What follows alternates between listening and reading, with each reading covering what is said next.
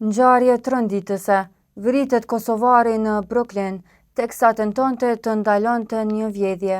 Një ngjarje e rëndë ka tronditur New Yorkun dhe komunitetin shqiptar atje. 41 vjeçari Burim Havolli, përgjegjës dhe mirëmbajtjes i një ndërtese në një lagje të Brooklyn, u vra tragjikisht, teksa po përpiqej të ndalonte një grabitje që po vidhte pako nga hyrja e ndërtesës. Policia u thirr menjëherë pas ngjarjes dhe oficerët gjetën Havollin me dëmtime të rënda në kokë. Ai u dërgua me urgjencë menjëherë në spital, por fatkeqësisht ndorroi jetë pak më vonë. Banorët e asaj lagjeje treguan se Havolli ishte njeriu që i ndihmonte të gjithë, i sjellshëm, punëtor dhe gjithmonë i gatshëm. Ata thonin se vjedhjet e pakove janë kthyer në problem të vazhdueshëm dhe se zona po bëhet çdo ditë e më e rrezikshme. Pas ngjarjes, familja e tij mbeti e shkatërruar.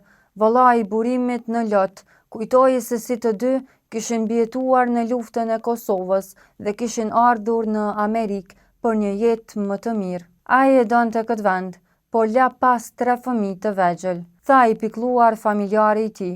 Qiramarrësit e ndërtesës e përshkruajtën Burimin si profesionist e të jashtëzakonshëm, njeriu kryesor për çdo problem dhe dikë që kujdesej për të gjithë, pa përjashtim. Një koleg i tij për 17 vjet tha: "Nuk ka fjalë, ai ishte si vëlla për mua." Policia e New Yorkut po heton motivin e sulmit. Një person i dyshuar po merret në pyetje. Familja ka njoftuar se varrimi i Burim Havollit do të bëhet në Kosovë, në vendin e tij të lindjes.